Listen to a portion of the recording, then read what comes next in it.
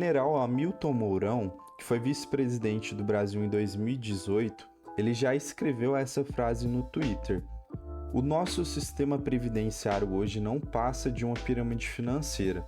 Os que chegarem lá mais cedo vão ter as suas aposentadorias e os mais jovens trabalharão sem jamais se aposentar.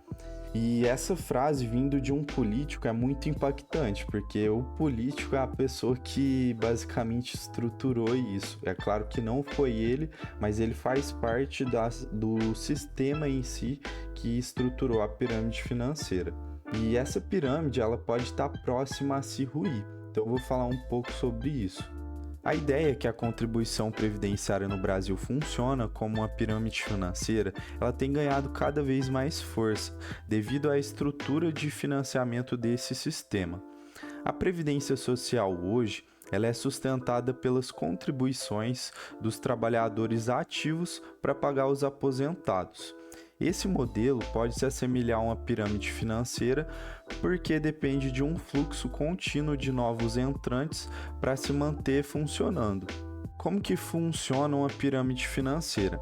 Alguém promete para você uma remuneração em troco de você aplicar o seu dinheiro lá. Então, você só entra nesse esquema se der uma contribuição inicial. Depois de pagar, você começa a receber uma remuneração proporcional ao valor que você investiu. Enquanto tem muita gente entrando, tá tudo certo, você recebe normal. Só que depois de um certo tempo, isso fica insustentável, porque a quantidade de novos entrantes se diminui. Então, vai ficando um sistema insustentável. Agora, por que o sistema previdenciário brasileiro é igualzinho? Porque quando foi criado, o governo ele não acumulou uma reserva de recursos pensando em pagar pessoas quando isso acontecer, de diminuir a base de novos entrantes para você conseguir receber lá no futuro. Ele pegou e usou os recursos de quando tinha muita gente entrando para gastar de outras formas. Então, quem trabalha e contribui hoje sustenta quem está aposentado. E a Previdência brasileira, cada vez mais ela chega no seu limite. Tem até um estudo fazendo a análise que, em média, a Previdência ela está gerando um déficit de 14% ao ano, mais ou menos. Então, logo isso vai ruir, tá? Quem trabalha hoje e contribui sustenta um caminhão de privilégios de gente de outra geração que se aposentou com 45 anos de idade e recebe a aposentadoria até hoje e vai receber até os seus 90 anos de idade, que hoje um brasileiro consegue viver em média seus 80, 90 anos tranquilamente. Sem contar as pessoas que recebem 30 mil por mês de aposentadoria, que são desembargadores, a maioria da elite do funcionalismo público. Sem considerar também que cada vez mais vai haver mais idosos no Brasil e cada vez menos trabalhadores ativos para sustentar esse sistema, porque a taxa de natalidade só diminui. Isso sem contar que 99% dos aposentados e pensionistas pelo INSS hoje, eles não conseguem se sustentar.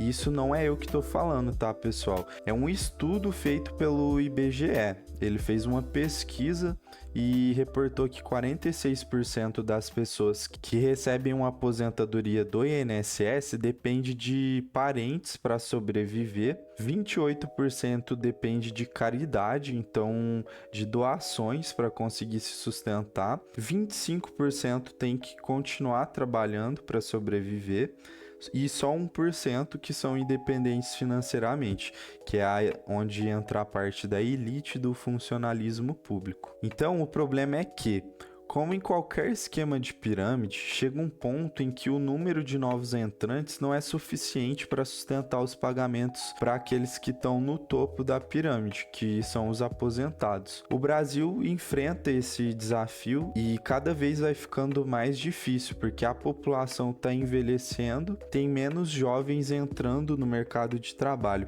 seja porque ele é um neném hoje os jovens não querem saber de entrar no mercado de trabalho, e seja porque está diminuindo a taxa de natalidade no nosso país.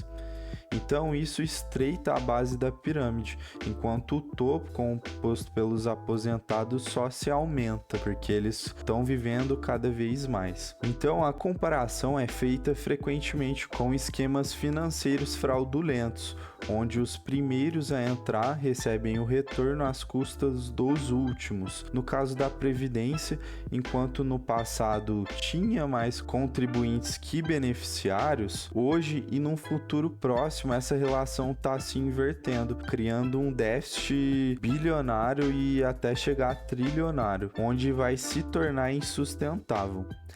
Então essa situação impulsiona um debate. O que eu vou fazer para conseguir sobreviver na minha aposentadoria? Tem várias estratégias que você consegue adotar para garantir uma aposentadoria mais segura e financeiramente estável. Então, pessoal, eu separei as principais que eu mais acredito e eu vou falar um pouco para vocês. A principal é o empreendedorismo, que hoje não é nada falado na escola. A escola te ensina ou te forma para você ser um funcionário de outra pessoa, então você fica dependente daquele salário fixo todos os meses para conseguir sobreviver e sustentar, e no final vai receber a aposentadoria do INSS e ficar refém daquele sistema. Mas o que eles não falam é para você empreender.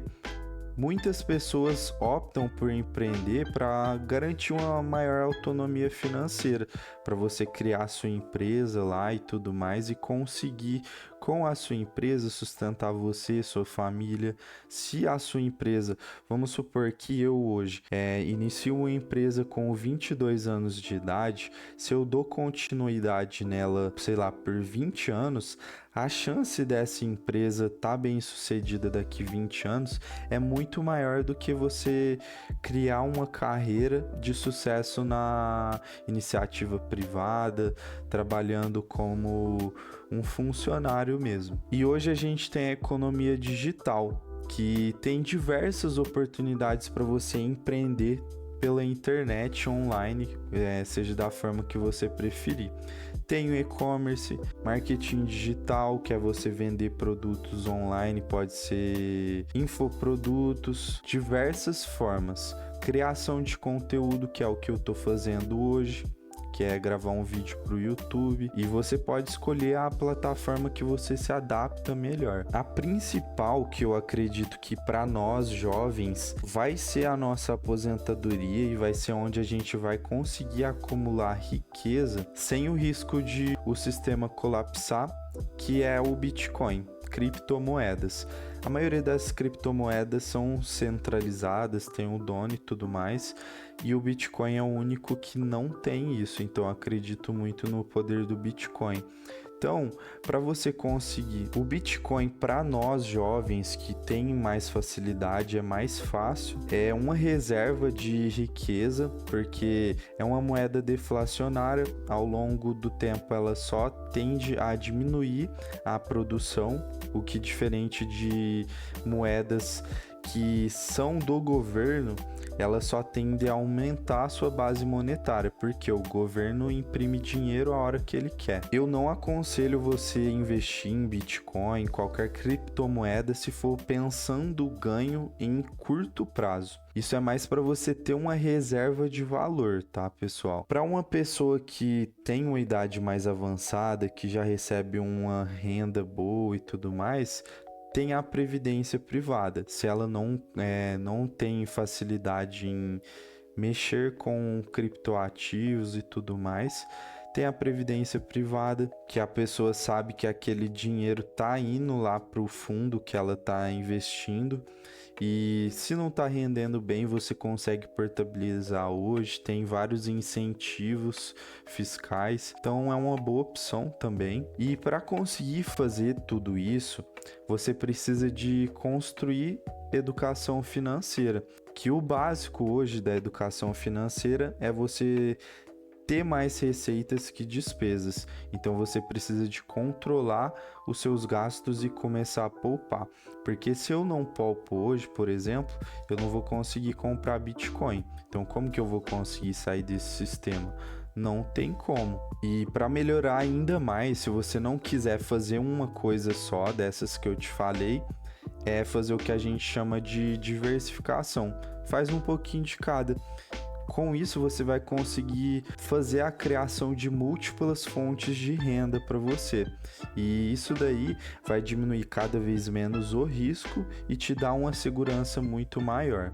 Eu não aprofundei muito nesse tema porque eu só queria passar para vocês essa visão para a gente começar a se planejar sobre esse tema, ter uma visão já mais libertária, buscando a sua própria independência financeira para aos poucos você conseguir abrir a sua mente e se libertar em um futuro próximo. Então, pessoal, o que dá para concluir com tudo isso que eu passei aqui para vocês? Não confie no governo, não confie em nada que foi feito ou foi criado pelo governo para te dar uma assistência. Vaza fora de tudo isso porque é um cavalo de Troia. Eu até fico um pouco receioso de investir em previdência privada, no caso. Porque a previdência privada ela tem diversos benefícios para você fazer, que são incentivos fiscais, várias coisas. Só que, e se o governo futuramente falar assim, não vou te dar mais esse benefício fiscal.